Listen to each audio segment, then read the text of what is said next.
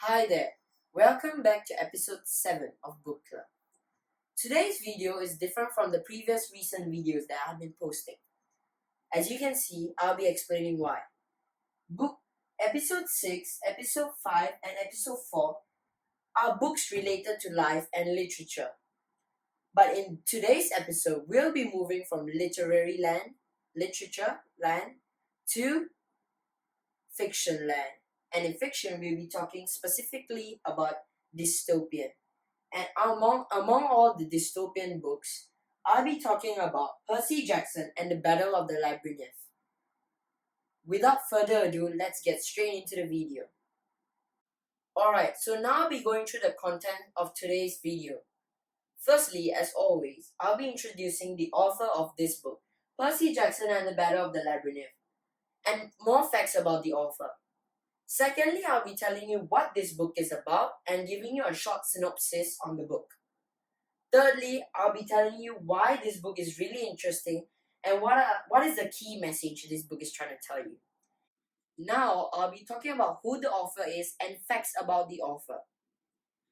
As you can see here, the author's name is Rick Riordan.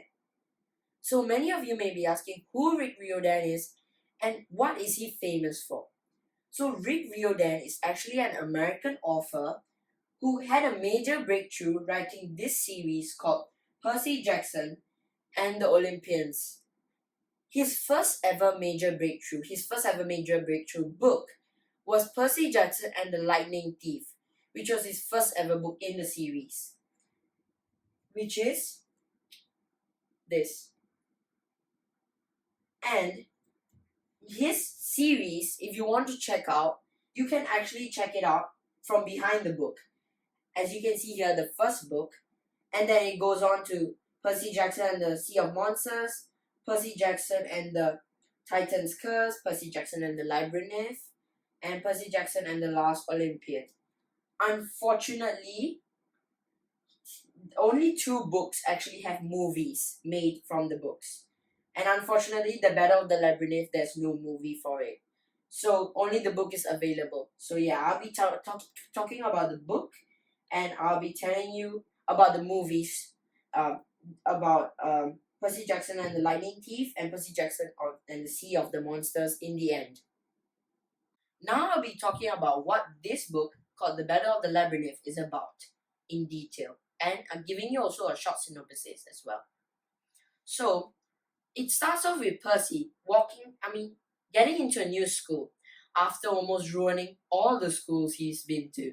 So when his mom's boyfriend actually enrolled him into the school which he's actually teaching in, Percy meets this person who is a cheerleader called Kelly. So Kelly is actually a drachma. And what is a drachma? A drachma is a monster. So when he meets him in a hallway, the drachma, Kelly, tried to kill Percy, but Percy actually took out his sword and actually slayed the drachma, Kelly. And she disappeared. But she reappeared later in the book, which I'll be talking about shortly. So when Percy actually jumped out of the window and escaped and never came back home for the period of time, as he went to Camp Half-Blood. So there his friends, of course, who are Annabeth, Grover, and Tyson, they were actually put on to a quest to the Labyrinth. So now, as you can see here, the Labyrinth. I'll be telling you what the Labyrinth is. So the Labyrinth is a maze made by this person called the Daedalus. That's very hard to pronounce. Daedalus, who is an inventor who actually invented things, and he's one of the most greatest inventors who has magic also as well. Like, this book is mainly about Greek gods and stuff. So Percy, Annabeth, Grover, and Tyson were actually put on a quest to go and look for Daedalus and actually find him and ask him how to navigate the maze, because this maze is not an ordinary maze. It is actually a magical maze which has a lot of traps which ceases to fool you. So when actually Percy and Annabeth realizes that there's an entrance from the entrance or exit from the labyrinth, which leads straight to Camp Half-Blood, they needed to know to stop Luke and the Titans from actually invading the Camp Half-Blood. So they had to they had to meet Daedalus before Luke could actually meet him first. So in this story, they were actually faced with a lot of hardships and they had to overcome a lot of things just to get to Daedalus in the end.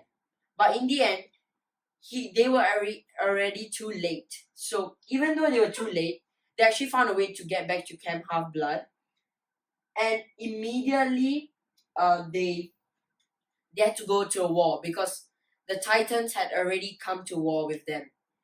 So throughout the war, they were fighting, and Grover actually did something amazing, which I will not expose until you read the book. And to seal the entrance and forget about the maze, you have to kill Daedalus, who was disguised as Quintus, who is a swordsman who was in Camp Half-Blood, but no one knew he was actually the inventor.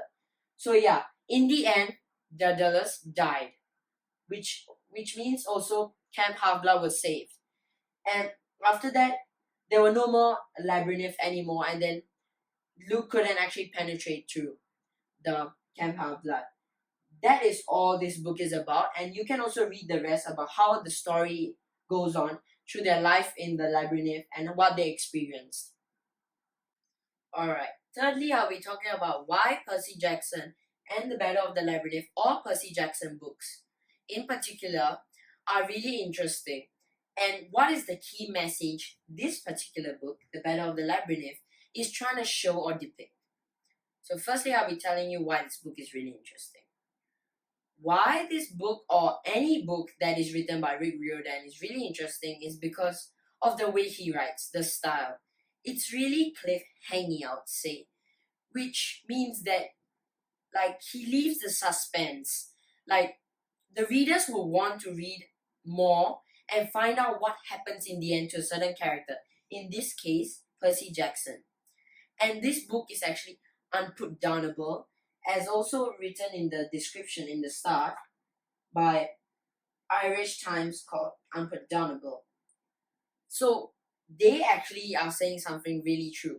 Unputdownable means when you start reading Percy Jackson, you can't put it down. I mean, it's really interesting, and the suspense of the book actually makes you read more. So that's why I really recommend this book to anyone. And on top of being cliffhanging and so, he uses a lot of description, which makes the story actually very alive. So the people can actually picture it in their minds and they can clearly see it. So that's why I also recommend this book. Now I'll be talking about the key main phrases or main messages that are being told in this book or shown. So the key messages is friendship, loyalty, and betrayal. So if you're reading Percy Jackson for the first time and you read this book, you might find it a bit messed up. Characters are changing personalities, changing size from Titan to God, from God to Titan. And yeah, that's the thing about betrayal. How Luke changed from a God in the Half-Blood camp, and he changed to a Titan. So he gave his life to Kronos, who is a bad guy. And that's the betrayal part of it. And the loyalty and friendship part is when Annabeth, Percy, Tyson, and Grover actually helped each other to get through the labyrinth alive. And they helped each other no matter what, trusting each other, never giving up, even though they were really close to dying So that's what this book is trying to show. And that's what I also really liked about this book.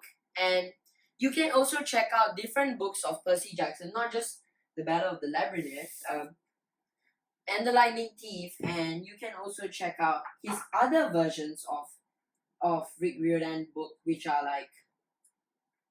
Demigods and Magicians from the Trials of Apollo, new series. Yeah, there's a lot of series Rick Riordan writes.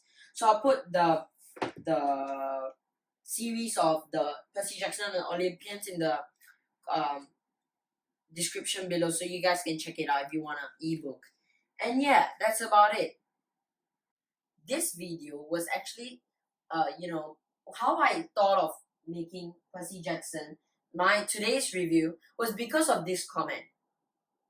Thank you so much for giving this comment, as I could actually choose a book that I can review.